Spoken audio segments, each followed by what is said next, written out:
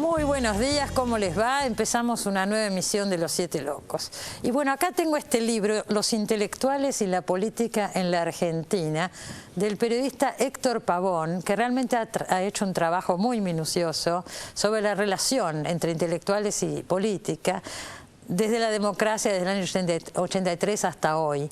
Este es un tema que siempre nos interesa y bueno, hoy tenemos la excusa de este libro para volver a tratarlo en el programa. Tiene un prólogo el libro que habla desde los inicios, desde Mariano Moreno en adelante, así que vamos a tratar de hacer un recorrido por la relación entre intelectuales y poder a lo largo de nuestra historia y también la influencia de los intelectuales en la Argentina, si la tuvieron o no la tuvieron, porque realmente movimiento intelectual ha habido mucho, nos caracterizamos por eso y pienso que es una gran virtud que tenemos en la Argentina. Siempre tuvimos una clase intelectual poderosa. En algunos momentos actuó más que en otros. Este es un momento especial donde realmente hay mucho debate intelectual. De todo esto vamos a hablar. Tenemos una mesa importante. Por supuesto está el autor del libro, pero también está Noé Gittrick, Eduardo Josami y Eduardo Gruner. Vamos a un pequeñísimo informe y vamos a dedicar todo el programa a hablar con ellos. Ahí va. Desde sus orígenes, la Argentina se caracterizó por la labor de sus intelectuales y desde Mariano Moreno en adelante, una importante cantidad de escritores se dedicó a pensar el país. La generación del 37, con figuras como Sarmiento, Echeverría y Alberdi, los grupos de Florida y Boedo, con Borges y Leónidas Barletta, Ezequiel Martínez Estrada, Raúl González Tuñón, Leopoldo Lugones y tantos otros, desde distintas posturas, enriquecieron un debate que hoy continúa con vigor. Bueno, Héctor Pavón, en este libro realmente completísimo, ¿no?, de la historia de los intelectuales en la Argentina, los intelectuales, la relación entre intelectuales y poder, dice que los intelectuales siempre han tenido un lugar muy destacado en la historia argentina. Eso también habría que verlo, ¿no? Pero la pregunta que uno se hace es si ese lugar destacado tuvo implicancias en las decisiones gubernamentales, hasta dónde tuvo peso la palabra del intelectual en la Argentina. Yo les propongo a ustedes, en sus casas y a nuestros invitados acá, que tenemos bastante tiempo por suerte, hagamos un repaso de los distintos momentos y los distintos hitos, ¿no? La relación entre intelectuales y poder, que me parece que es muy rica. ¿Qué sé yo? ¿Qué dicen de esto que yo decía recién? Es verdad que tenemos una tradición intelectual muy importante en la Argentina, pero ¿ha tenido alguna implicancia real en las decisiones del país? ¿Qué dice Josami? Bueno, en alguna época sí. Es decir, si uno quiere pensar en un grupo de intelectuales, seguramente piensa en la generación de 1837. De algún modo, la idea de intelectual en la Argentina se vincula, Sarmiento, me parece. Sarmiento, Echeverría. Alberdi, claro. Bueno, pensemos, Alberdi hizo la Constitución prácticamente, la aprobó una convención, pero era el proyecto de Alberdi con algunas modificaciones. Sarmiento fue presidente, Mitre, que algo tuvo que ver con la generación del 37, aunque era más joven, y que evidentemente, más allá de simpatías o antipatías, era un intelectual, fue presidente también. Después vino una generación diferente, la del 80, donde los que tuvieron más poder no eran los intelectuales. ¿No? Es decir, Roca no era un intelectual. Pero ese momento del 37 creo que fue único, que eran políticos, estadistas y autores de los libros fundantes de la literatura argentina. ¿No? Nunca más se dio una situación así. Pero en el momento ese del 37 no tenían el menor poder político. Ah, no, cuando surgieron, claro, no. Era el momento de la utopía, pero la historia argentina muestra que esa utopía después tuvo realización en manos quizá de otros, salvo el caso de Sarmiento. Todos los demás quedaron en los libros y bien fijados en los libros como Alberdi, pero Sarmiento fue casi el único, digamos, que de esa utopía logró tener poder y hacer algunas de las cosas que había pensado antes, ¿no? Esta es una cuestión interesante que plantea Noé, porque en realidad lo que abre, lo que está diciendo Noé, es la pregunta sobre, a propósito de si puede coincidir el intelectual y el hombre de poder, ¿no? Es decir, él decía, estos grandes intelectuales, como vos bien decías, fundadores de la literatura, de la cultura argentina, cuando alcanzaron, como en el caso de Sarmiento, cuando alcanzaron el poder, siguieron ejerciendo ese poder como intelectuales. Más aún, ¿se puede hacer eso? Esto es una discusión que viene desde el fondo de los tiempos de la cultura occidental. Yo decía hoy en broma, podríamos empezar a hablar de la República de Platón. Sí, yo le pedí por favor que no, porque... No, vamos a cortar un poco los tiempos y los espacios, sí. Claro. Pero sí, la pregunta que deja planteada Eduardo me hace acordar de una anécdota que cuenta Ricardo Piglia sobre Sarmiento. Bueno, una anécdota que le leyó en alguna parte, obviamente. Sarmiento... Vos decís que no estaba Ricardo. Que no estaba Ricardo en ese momento. No se lo contó a él. Sarmiento va a jurar como presidente, está escribiendo su discurso, se lo lee a su gabinete y en el gabinete piensan que ese no es un buen discurso. Y lo estaba escribiendo quien probablemente fuera el mejor escritor argentino de su tiempo. Y alguien que no se sabe quién es, pero seguramente no era un escritor notable, escribió otro discurso, ¿no? Esto puede querer decir algo, más allá de que también es obvio que para el presidente de la República debe ser difícil ejercer el oficio intelectual, por decirlo de algún modo, ¿no? Pero nosotros hemos tenido presidentes que se acercaron a ser... Frondizi, estás pensando claro, en el caso de Frondizi, con quien trabajó. Yo no quiero introducir la polémica política antes de tiempo, pero me parece que el actual presidente de la Nación es un intelectual y que hace discursos en los cuales la gente no solo se entera de cosas nuevas, sino también aprende cosas. A veces estará de acuerdo y a veces no. Y hay reflexiones políticas en ese discurso. También Chacho Álvarez era un historiador, ¿no es cierto? Si me permiten hoy yo estaba viendo alguna cosa para ponerme un poco en clima, ¿no? Entonces estaba pensando que habría que partir de la palabra intelectual. ¿Qué quiere decir intelectual? Intelectual viene del latín intus legere, es decir, aquel que lee adentro. De tal manera que todo el que puede leer más allá de la superficie es un intelectual. Digamos, un ejemplo claro, un médico, ¿no? Que le dan un cuerpo o le dan un análisis y el tipo ve más abajo, es un intelectual. Pero eso no parece ser el intelectual del que estamos hablando. Normalmente la excepción es otra. Pero hay algunos casos en el que esa capacidad de leer un poco más allá en boca de alguien que no está en el oficio de intelectual puede intelectualizarlo. Y estaba pensando en una figura no argentina, pero por ejemplo De Gaulle, el general De Gaulle. General De Gaulle, que hizo la guerra, etcétera, pero era un escritor de primer orden. Sí, claro. Y era como escritor es intelectual, como manera de pensar también lo era. De manera que ahí hay una cantidad de cosas, de sutilezas que habría que establecer. Pero vos no pensás que hay un punto de incompatibilidad, digo, en lo siguiente. Cuando un intelectual está de lleno en el mundo de la política, en una posición de poder, pasa un poco como pasa en los medios. Tanto en la política como en los medios, no quiero parecer antipático, acá estamos en un medio, pero planteo un problema. Se le pide al intelectual necesariamente que tenga recetas, que tenga respuestas, cuando el lugar del intelectual es hacer preguntas difíciles, ¿no? Entonces ahí hay una dislocación, hay un no lugar que uno puede venir a los medios o puede estar en un partido político o en una posición de poder, ¿no es cierto? En tanto ciudadano que puede estar particularmente informado o argumentar mejor si tiene una formación intelectual. Pero la intervención intelectual como tal, me parece que ahí no es complicado. Yo en parte coincido, pero no pude menos que acordarme de Ortega y Gasset, cosa que no sé si te resulta excesivamente simpático o no. Depende de qué cites. No, porque él en su trabajo sobre Mirabeau es casi el clásico en esto de plantear la separación entre lo que él llama el teórico y el político, pero está hablando del intelectual en última instancia, ¿no? Pero uno tiene que elegir, uno tiene que elegir, dice, cuando viene al mundo, si quiere hacer política o hacer definiciones.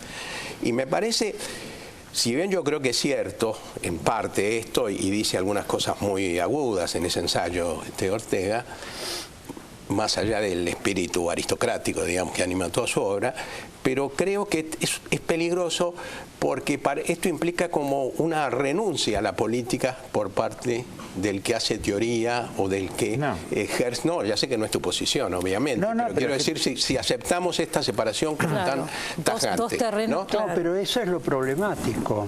La separación puede uno aceptarla, pero las formas que adopta históricamente a veces son dramáticas.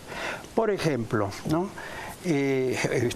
Eduardo dijo, no hablemos de Platón, y vos dijiste que no.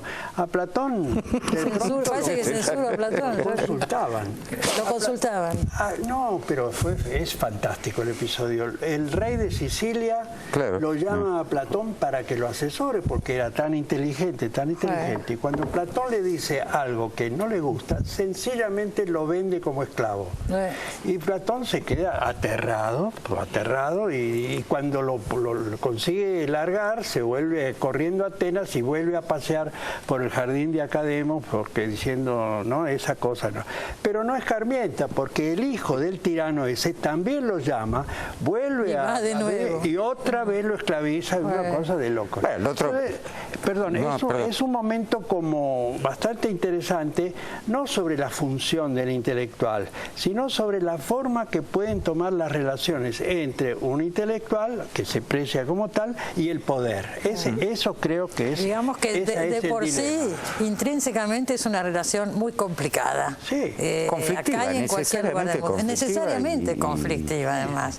Porque además está el espíritu crítico del intelectual. Si pierde eso, ¿no es cierto? Sí, por otro lado, algo de lo que insinuaba Eduardo antes, ¿qué se piensa que el intelectual debe hacer? ¿Está más capacitado que otros para opinar sobre ciertos temas? Claro. ¿Qué es lo que hace creer que...? Entonces, lo que creo que vemos en la Argentina, básicamente, esa es mi experiencia fundamental, es que ese requerimiento se traduce en opiniones.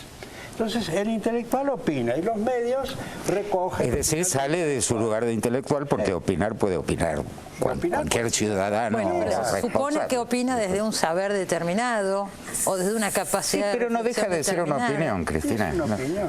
Además, no esas preguntas de fondo determinado, ¿no? No, claro. En algunos casos sí. Y en otros no. Estamos de en acuerdo. otros casos te lo atribuyen. A mí siempre Pero cuento una la cosa anécdota. que yo me planteaba, y le pregunto a Héctor que ha escrito el libro, podríamos citar montones de casos, qué sé yo, Lugones es emblemático, donde las opiniones de los intelectuales no siempre fueron felices ni aportaron cosas demasiado positivas en política en muchos aspectos. Claro, depende de donde uno lo mira. Pero bueno, digo, más allá de eso, ¿es válido, o sea, que el político escuche al intelectual, que la voz del intelectual tenga una traducción en las medidas que se toman políticamente, que nos convenga después a todos? ¿Qué decís, Héctor? No, en primer lugar yo creo que sí que es válido, porque hay un supuesto que es que el intelectual ya tuvo tiempo de pensar la coyuntura o el problema que está pensando el político, y el político se supone que no tiene tiempo de elaborar algo sobre ese problema, y entonces va a recurrir a alguien que le explique, digamos, el fondo de la cuestión, o pasa en Alfonsín, por ejemplo, que le cuenten qué está pasando en Europa o en Estados Unidos, con políticas o con gobiernos que podríamos pensar en ese momento que eran afines. Entonces... La socialdemocracia europea. Exacto, sí. No, pero eso es pura información que necesita el político, pero otra cosa es la incidencia de un pensamiento intelectual sobre un pensamiento político. Claro. Es que es más... Y los límites que eso plantea, porque vos planteabas, vos hablabas de Platón. Está el caso de Rousseau, ¿no? Sí. Uno lee el ensayo sobre el origen de la desigualdad, todo eso, y bueno, ahí está el Rousseau proto-jacobino, revolucionario y demás. Ahora, Rousseau lo llaman para que asesore la Constitución de Córcega, y entonces ahí aconseja una monarquía constitucional muy moderada, porque eso tiene límites marcados por el pragmatismo necesario de la política. Incide en el pensamiento de Moreno, Belgrano, Rivadavia y todos los demás. Bueno, hablando de Mariano Moreno, dice Héctor Pavón en su libro, ahora espera un segundo que digo esto, que es el primer ideólogo de un plan, un programa político para pensar un país, ¿no? Piensa en el plan plan de operaciones, por ejemplo. Dice, no van a ser tantos los momentos en la historia en los que se escribe una estrategia para trabajar en consecuencia, dice Héctor Pavón. ¿Están de acuerdo con eso? Bueno, es un punto de partida, claro. Me parece que vale la pena que Héctor mismo se explaye un poquito, a ver, sobre Héctor. Sí, bueno, obviamente que el trabajo periodístico por ahí goza de algunos beneficios, como es la arbitrariedad. La arbitrariedad en el sentido de elegir algunos momentos en la historia argentina. ¿Por qué? Porque pero si bien elegidos, claro, si bien yo parto del 83 y mi idea era hablar del 83 en adelante, llega un punto que yo no podía decir, bueno, llegó Alfonsín y convocó a este grupo.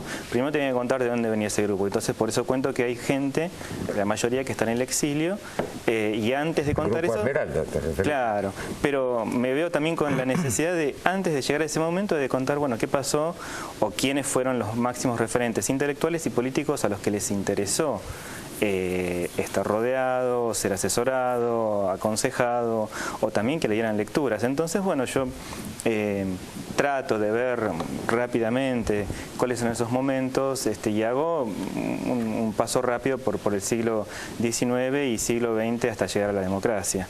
Y bueno, sí, es verdad, ahí encuentro a un Mariano Moreno, encuentro a la generación del 37, doy un salto, hablo un poquito de Lugones, también de qué pasa con Perón, ¿no? Una relación muy curiosa. Cuando sale el tema Perón aparece en el libro Josami, porque está el tema de que Perón... Inmediatamente, diré Perón, Josami. Sí. La fórmula. Asociación directa. Pero dice Josami, que me llamó la atención, porque siempre se ha dicho el primer peronismo, los intelectuales en su enorme mayoría, salvo Marechal y algunos otros, estaban en el antiperonismo.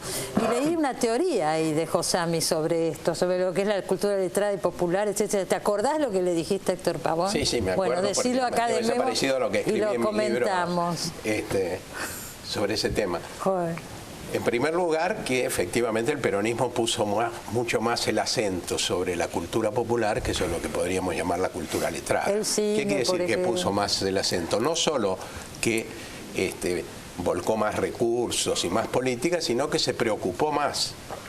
Pues si nosotros pensamos que la mayoría de las editoriales en los últimos años del gobierno de Perón estaban en manos de intelectuales de la oposición, y pensamos que era un gobierno que ejercía cierto poder, digamos, que no es que no le importara lo que pasaba en la sociedad civil, digamos, me parece claro que ese no era un aspecto central de la política peronista.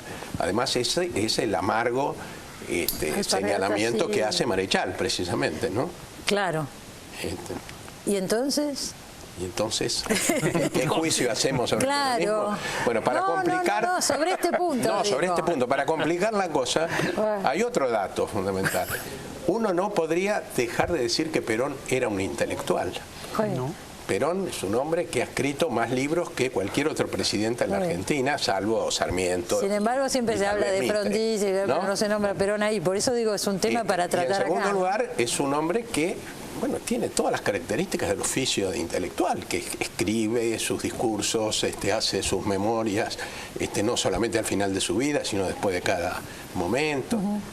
Sin embargo, nadie dice en la Argentina que Perón era un intelectual. Él mismo tampoco lo decía. Salvo que adviertan y asuman esta definición de intelectual que doy yo. Claro, porque volvemos entonces a... No, pero quiero decirte que incluso dentro de una definición más restrictiva como la que estamos tomando nosotros. ¿Vos lo incluís? No, yo no lo incluyo claramente porque él tampoco se incluía, es decir, porque él se da cuenta que era fundamentalmente un político. Sí, ¿no es cierto? Pero quiero decir que tenía todas las características del intelectual. Y esto me parece que viene bien, volviendo a la pregunta que vos hacías sobre hoy, si hay que escuchar a los intelectuales o no desde la política. A mí me parece que a la política argentina le vendrían bien algunas de los elementos que definen la práctica del intelectual, ¿no? Cierto espíritu crítico, una mayor disposición al debate, a la reflexión. Entonces, desde ese punto de vista, yo creo que es bueno que en la Argentina exista una relación más fuerte entre los sectores intelectuales y la política. Bueno, vos estás en Carta Abierta e intentan... Yo estoy en Carta Abierta y ese es el objetivo de Carta Abierta, pero porque Carta Abierta somos intelectuales que nos acercamos al gobierno, pero para ser honesto, en mi caso, somos gente que está con el gobierno, es decir, que somos militantes políticos también, y creemos que es importante desarrollar una práctica intelectual. Y cuando digo una práctica intelectual no me refiero a escribir muchos libros ni artículos, eso, bueno, no está mal que lo hagamos, pero en cuanto a carta abierta, lo que define a este grupo es que somos gente que se reúne cada 15 días para analizar la realidad con una perspectiva y con una metodología de discusión y de análisis que es más característica de la práctica intelectual. Y a mí me parece que eso enriquece a la política. Y además otro hecho que es absolutamente comprobable, desde que surgió Carta Abierta, que fue después del conflicto con el campo, y otros grupos que surgieron posteriormente, yo en los últimos años, por lo menos, o tal vez desde la democracia para acá, yo nunca vi tanta exposición pública de los intelectuales, han sido convocados. ¿Y eso será bueno, Cristina? No sé, pero eso lo vamos a tratar en el próximo bloque. ¿No? En el próximo bloque podemos hablar de eso. No sé si es bueno o malo. Yo creo que es bueno para la política, para la actividad del intelectual no sé si está bueno. Bueno, esperen, vamos a un corte y seguimos. Tenemos bastante tiempo, por suerte. Enseguida volvemos, no se vayan.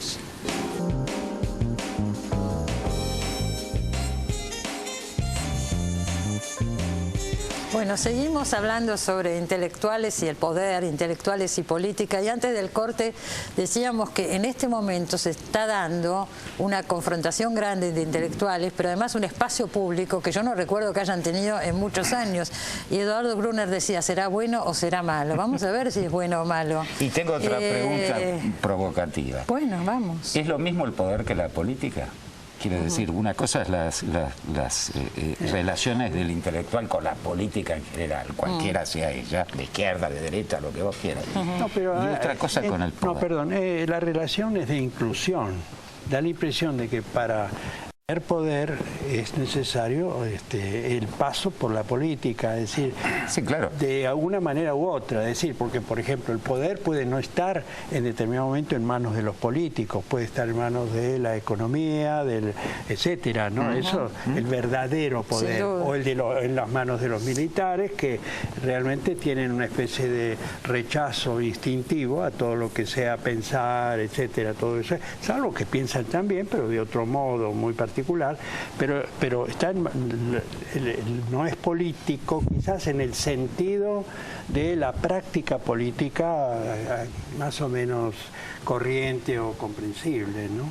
Ahora, yo, perdónenme, pero quería ver esto. Me parece que esta relación entre intelectuales y políticos, tal como lo había planteado Eduardo, el otro Eduardo, este es un Eduardo y este es el otro. Eduardo Josán. A propósito de Perón y todo lo demás, en el caso de Perón me parece que hay una opción que mucha gente ha tomado. Quizás el último momento de Sarmiento haya habido también una opción semejante. Lo que pasa es que después vuelve él, porque sigue escribiendo infatigablemente. También hay una opción en un personaje que fue muy importante en la historia contemporánea, que es Trotsky. Trotsky siempre fue un intelectual, pero en un momento optó políticamente y organizó el ejército. Y cuando va al exilio recupera esa dimensión de producción intelectual, volcada a lo político siempre como tema, pero como actitud es la actitud de un intelectual, sí, porque está muy lejos de aspirar desde la política al poder. Es el que pone preguntas incómodas para todo el mundo. No puede aspirar al poder. Pero déjame terminar con esto. No? Y la relación entonces entre intelectuales y políticos, salvo esos casos excepcionales, se da entre inevitabilidad en cierto modo y misionalidad en otro sentido. Inevitabilidad en el sentido de que, por ejemplo, cualquier intelectual que está tranquilo en su casa analizando, mirando, etcétera, reflexionando, de pronto se ve llevado a una situación en la que tiene que actuar de alguna manera frente a un... ¿Se ve llevado o la busca? No, por eso, primero, la ve llevado, se ve llevado. Hay situaciones así, qué sé yo. Ahora, ¿cómo actúa cuando se ve llevado a eso? No puede renunciar a su modo de ser intelectual, pero tiene que actuar en relación con el pedido exterior. Esto se ha dado, por ejemplo, puesto que lo has mencionado, en el exilio. Digo, yo seguía escribiendo mis libros, mis poemas, etcétera, pero estaba trabajando con temas de orden político relacionados con el exilio, Argentina y todo lo demás. Claro. Pero trataba... Él era el presidente de la Comisión Argentina de Solidaridad en México. Mis medallas. Como vos no lo vas a decir. No. Y cuando yo llegué a México me recibieron ellos con una fiesta, estoy obligado a decir. ¿Te acordás de la fiesta más que de la fiesta? Sí, había sándwiches, está bien. Bueno, de todas maneras, si uno llega en esas condiciones, creo que está bueno que te reciban con una Esa situación de inevitabilidad a veces no es buscada, pero es asumida o rechazada. Hay muchos matices. Sí. Y la otra, la de la misionalidad, es alguien que de pronto dice, no, yo tengo que hacer esto. Por ejemplo, vos con Frondizi, fuiste, ahí quisiste participar activamente en un gobierno. Bueno, pero yo... ¿Como intelectual? No. ¿Desde el lugar específico del intelectual? No, claro, no. Vamos a ver, no sé. No desde ningún lugar específico de intelectual, pero mi formación y mi lenguaje eran intelectuales. Pero yo chocaba con el lenguaje de él. Me di cuenta después que no era lo mismo y que él no entendía demasiado mi lenguaje, no lo entendía, es decir, él iba por otro lado. Que son dos maneras muy diferentes de encarar, ¿no es cierto? Muy diferentes, la manera de él era una torsión del lenguaje dirigida y la mía era una relación con el lenguaje imaginaria, por decirlo así. Entonces ahí hay una diferencia muy grande. Ahora, yo pienso que los políticos, para responder también a algo que había dicho Eduardo antes, les vendría bien, aunque sea en relación con el lenguaje, tener acceso al lenguaje de los intelectuales. No necesariamente seguir sus opiniones ni sus consejos, pero sí, tendrían que hacer cursos de poesía, simplemente para bueno, en eso tiene razón lo que dijo Eduardo Josami con respecto a Cristina Kirchner. Cristina Kirchner tiene un gran manejo, ¿no es cierto?, del lenguaje. Para escribir mejor, y el escribir mejor lleva a pensar mejor, y el pensar mejor lleva a ser más responsable de lo que se hace, de lo que se dice, y el ser más responsable lleva a ser más profundo.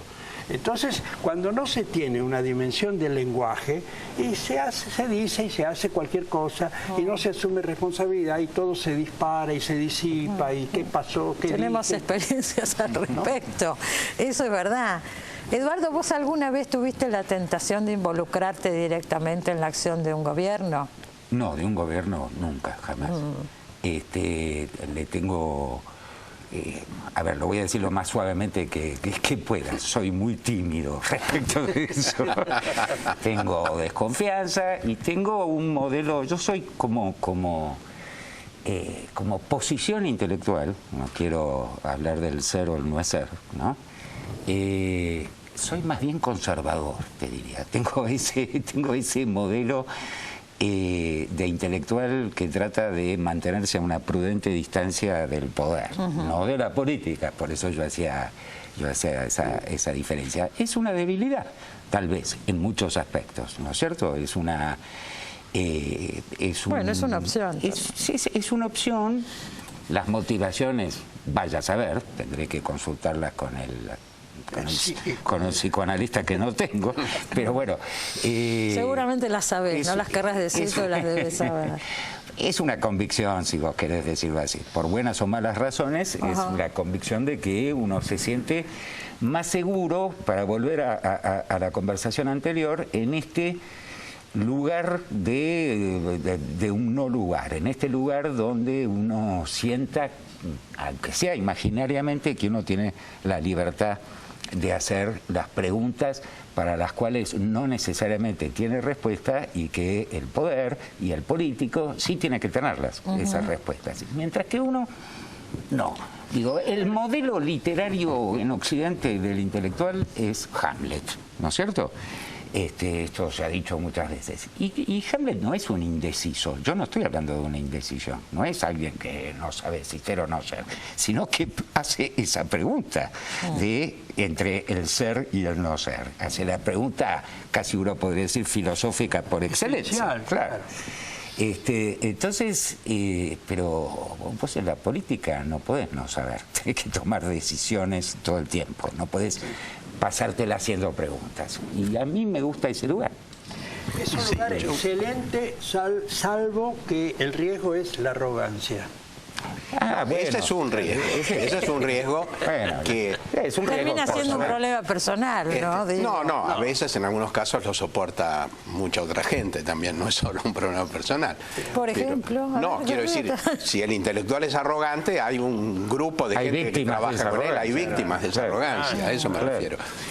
Pero, claro, yo tengo una... En suele realidad he suceder, estado perdón, pero más me quedé tiempo pensando. activo en la política que en, digamos, haciendo solamente tareas intelectuales. A mí me parece que esa incomodidad que plantea Eduardo, cualquier intelectual honesto, responsable, en fin, la tiene que sentir, claro, aunque sea, aunque esté consustanciado totalmente con un gobierno. Porque hay una lógica distinta, ¿cierto? A veces hay una lógica de las decisiones, de optar por el mal menor, y a lo mejor la función del intelectual es otra, ¿no? Pero yo creo que el único riesgo no es la arrogancia. El único riesgo es cuando uno en un momento está muy compenetrado con un proceso político y siente que puede o que tiene ganas de aportar a eso. Y aportar de una manera ¿Pero eso distinta. por qué sería un riesgo? ¿Eso sería un riesgo? No hacerlo sería un riesgo en el momento que uno cree que tiene que hacerlo, a eso me refiero. No hacerlo por pruritos, vamos a usar esa palabra absurda, de intelectual, ¿no? De decir, bueno, no, ¿cómo yo voy a ser político, voy a ser legislador, que fue mi caso, por ejemplo, o ahora estar dirigiendo un organismo de derechos humanos? Bueno, es una incomodidad porque de pronto yo en este momento, para decirlo con toda franqueza, yo soy funcionario del gobierno, entonces no puedo sentarme a decir cualquier cosa. Por ejemplo, no puedo hacer comentarios sobre el área de gobierno en la que yo estoy, porque sería una irresponsabilidad, ¿no es cierto? Pero bueno, esa es una incomodidad, pero yo siento todos los días que me da ganas de seguir aportando a eso. Y participando. ¿no? Y participando. Si nosotros vemos la historia... Pero eso es absolutamente por lo menos legítimo. la historia es legítimo, pero pensaba en tantos casos. En general, los intelectuales han salido mal de cuando se han metido en la política. Siempre. Bueno, Eduardo dice que él no, pero en general, si vemos la historia, han salido mal. ¿Qué sé yo? Si hablamos del mismo Lugones, no es que lo ha trabajado tanto... Lugones aporta tanto para ese golpe del 30 en el que él creía, y después no lo convocan, ¿no? Y te puedo nombrar montones de casos. El mismo Jauretche, Scalabrini con el peronismo, tampoco les dio Perón demasiado lugar. No sé si salieron mal en el sentido de, bueno, en algún momento se enojaron, ¿no? Estaban, me permiten una pequeña cosa. Bueno, lo de Lugones me gustaría decir dos palabras, pero lo otro es esto. Uno... digamos, intelectual o como se lo quiera llamar, que intenta, ¿no?, involucrarse. Y la figura es las puertas cerradas. Es decir, de repente sentir ese intelectual que es un poco inútil que esté en ese lugar. Para dar un ejemplo, es la sensación de Marechal.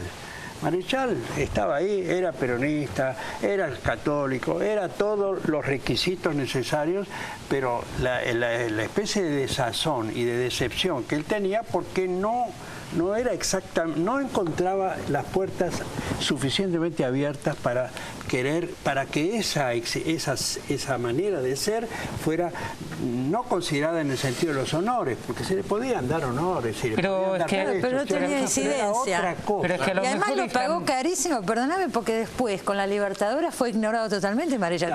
Pagó muy caro. El poeta de puesto, como dijo él. Y bueno, por eso te digo, ¿qué ibas a decir, Eduardo? No, digo que a lo mejor a lo mejor no es esa la pregunta que hay que hacer, porque digo, cuando yo digo esto de esta especie de tendencia constitutiva que algunos intelectuales tienen a mantenerse a distancia del poder, esto no quiere decir a distancia de la política. Otra vez vuelvo sobre esa distinción, ¿no?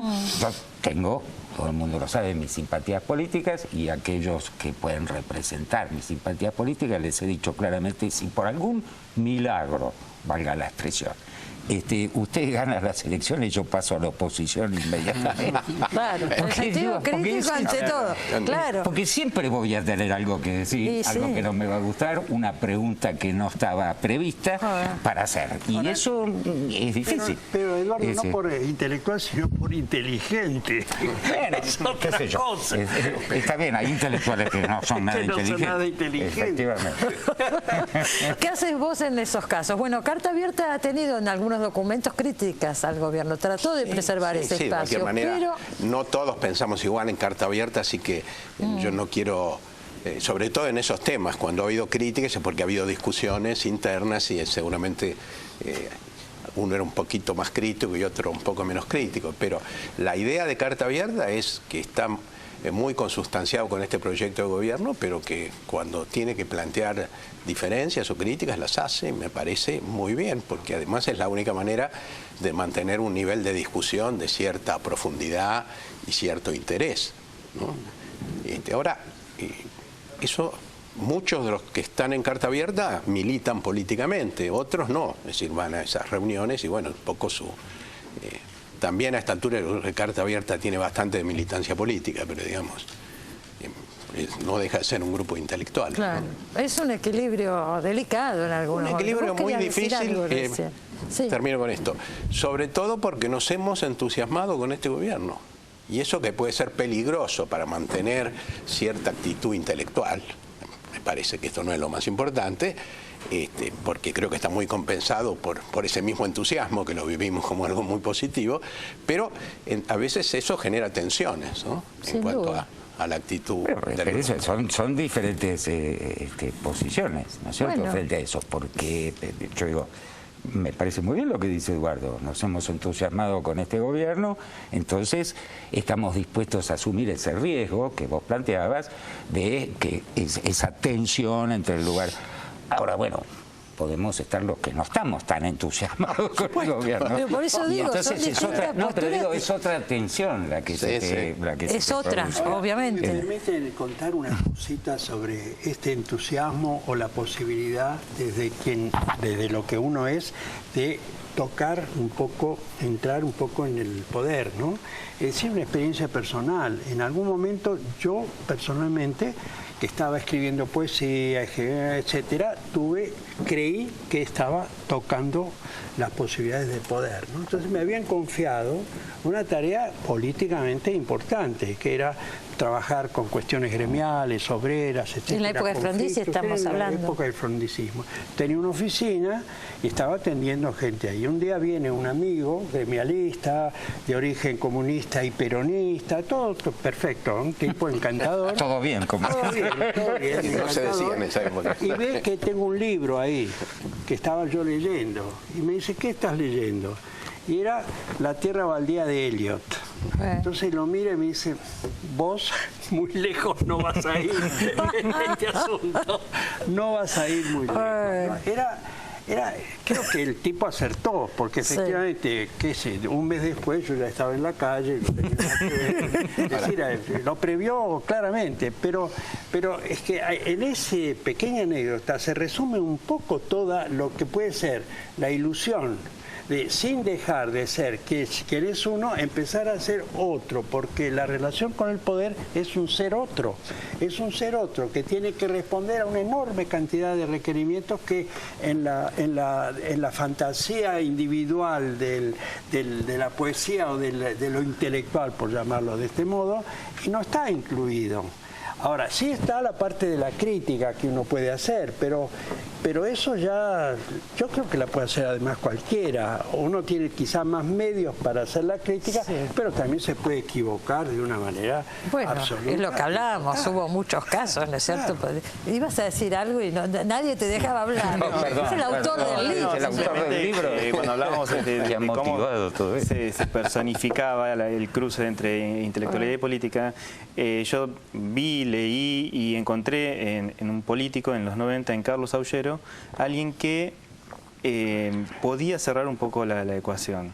Y además, bueno, porque era una persona que escribía, que armaba revistas con intelectuales, que tenía muy buena relación con los intelectuales, hablaba del mismo modo con Beatriz Arlo, con José Nun, y que a la vez, o sea, se manejaba muy bien con los movimientos políticos que en ese momento estaban tratando de armar el frepaso. Y entonces eran lo que todos me señalaban como que era el gran articulador, una persona incluso muy querible por todos, y que bueno, lamentablemente murió anticipadamente, y bueno, en algún punto queda la pregunta de cómo hubiera seguido, ¿no? Pero en ese momento queda rescatado por la gente que yo entrevisté y por las cosas que yo leí antes de hacer el libro como ese gran articulador de ideas y de políticas. Sí. Los dos campos de acción. Nos vamos a ir al corte y nos va a quedar un bloquecito más como para ir redondeando algunas ideas y recordando. Sí, no es fácil conducir esta mesa, debo decir. Y bueno, y ver algunos temas que nos quedan pendientes. Por ahí tenemos tiempo de hablar de algún momento que nos quedó afuera y se me ocurren tantos, ¿no? La dictadura, el menemismo. Vamos a hacer lo posible. Ahora volvemos.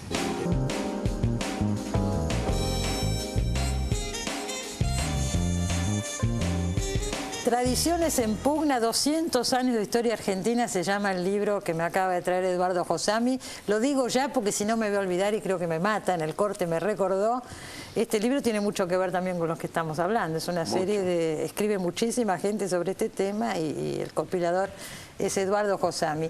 Tenemos 5 minutos para este bloque, o sea, de todo lo que yo quería hablar no va a entrar nada, obviamente, pero lo que les propongo es 1 minuto cada uno de conclusión, de cierre, y lamentablemente por hoy eso va a ser todo. Pero estos temas, ustedes saben que en el programa, cada vez que podemos, los retomamos. Hoy tuvimos la excusa perfecta con el libro de Héctor Pavón. Héctor. Mira, yo creo que este presente es, a mí me parece muy interesante y muy intenso, de actividades precisamente intelectuales en el campo de la política, directa o indirectamente, desde las revistas, desde distintos movimientos, y bueno, no sé, tenemos varios movimientos hoy que discuten en los medios, que discuten por cartas. O sea, tenemos la Carta Abierta, pero también tenemos la plataforma 2012 con Sarlo a la cabeza y Maristela Svampa. Después está el grupo de los sabatelistas de argumentos. Tenemos la Asamblea de Intelectuales y Artistas del Frente de Izquierda, que nació como apoyo a la fórmula presidencial, pero siguen reunidos o debatiendo. Y bueno, la verdad es que esto a mí me parece... Y como conclusión que llegó, digamos, como que no se vio antes, y del mismo modo tomando lo que habíamos hablado al principio, la participación en los medios. Si es bueno o malo, lo veremos. Gruner decía, habría que ver si es bueno o malo. A mí, que circule mucho más de la palabra de los intelectuales, en principio me gusta. Es algo que uno siempre se quejó de que no sucedía y hoy sucede, ¿no? Eduardo.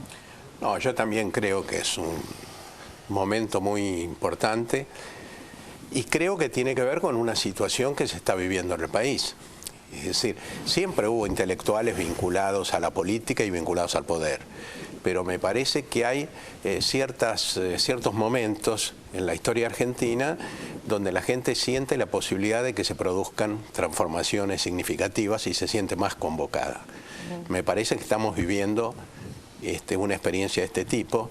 No se me ocurre otra explicación para pensar cómo hace 4 años que Carta Abierta sigue funcionando con una concurrencia importante, una participación muy significativa de algunos intelectuales muy valiosos y de mucha gente. Y creo que, insisto, eso tiene que ver con una coyuntura del país donde hay por un lado una polarización política fuerte, lo que promueve los debates, pero me parece que además de eso, por lo menos del lado nuestro, lo que provoca esta mayor presencia en la política, en los medios, en las discusiones, es sentir que estamos vinculados a un proceso político que cambió mucho en el país y lo puede seguir cambiando. Eduardo Gruner. En 1 minuto yo quisiera hablar de aquello de lo cual no vamos a tener tiempo de hablar, que es no solamente cuál es la relación de los intelectuales con la política, sino que qué significa una política intelectual, ya que acá se mencionaron las revistas. Hay una política, una manera de intervención en el campo intelectual, en el campo de la cultura, que es una larguísima, riquísima tradición argentina, eso sí, ¿no? A través de acá está Noé y la revista Contorno y las cientos que menciona Héctor libro, sí. en su libro. Entonces, eso es un capítulo también interesante, ¿no? Porque es una manera dislocada de tocarse el trabajo intelectual y la política. Cuando uno hace política intelectual, en algún momento llega a la política como tal, ¿sí? Desde ese lugar. ¿No es? Sí, me parece bien todo lo que ustedes han dicho y creo que sí dibuja un poco la situación actual, que es interesante, ¿no? Vivaz, incluso en sus antagonismos, que a veces no tienen una forma adecuada o agradable en cierto sentido, pero es mejor eso que el silencio de tumba de otros momentos. Pero yo estaba pensando también en otros aspectos, y es en la cuestión misma, intelectuales, política, intelectuales, poder. Tema que siempre da lugar a reflexiones de, yo diría, de conciencias desdichadas de los propios intelectuales. Este tema solamente se los plantea a los intelectuales. Claro. Sería interesante preguntarle a gente que se dice no intelectual qué piensa de esta relación. Y yo ahí encontraríamos una sorpresa, encontraríamos creo, ¿no? Es un prejuicio, que encontraríamos una idealización del intelectual injustificada, impresionante, ¿no? Como que son semidioses que lo tienen que saber todo y que no se equivocan nunca. Esa es una mirada, pero también existe, y yo les preguntaría esto sí o no, porque no hay tiempo de más, pero existió tradicionalmente una mirada despectiva hacia el intelectual de café, que se la pasa charlando y no hace nada, etcétera, etcétera. Y esa en la Argentina también es muy fuerte. Pero que también esa mirada se mantiene hoy. Es de intelectuales. El despreciar lo intelectual. Solo a un intelectual se le puede ocurrir. Nunca conocí un obrero que despreciara a un intelectual. En todo caso los envidiará o tendrá el intelectualismo es una fórmula de los intelectuales. Absolutamente. Claro, bueno, ¿cómo no? O sea, la frase más intelectual que pronunció el mariscal Goering, cuando escucho la palabra cultura, saco la pistola, es típicamente intelectual. ¿Qué dijo Aldo? Aldo Rico fue el que dijo, la duda es la jactancia de los intelectuales. Estaba pensando en Hamlet, pero se equivocaba. Bueno, Woody Allen dice que los intelectuales son como la mafia, que solo se matan entre ellos. No hablamos de eso, las guerras brutales, las luchas son siempre lo fueran, ¿no? Son feroces, sí. Bueno, me tengo que ir, mirá cómo me retan las caras que me ponen. Gracias a los cuatro por haber venido. Gracias, tema que siempre retomamos y retomaremos en el programa. Muchas gracias. Y que en este programa se puede discutir muy bien. Sí. Gracias. Además, más desenvuelto, menos empolvado, ¿no? Eso tratamos. Un poco de polvito, ¿no? Algo de polvo debo decir que les pusieron. Bueno, me voy al corte. Gracias. Enseguida volvemos y nos despedimos.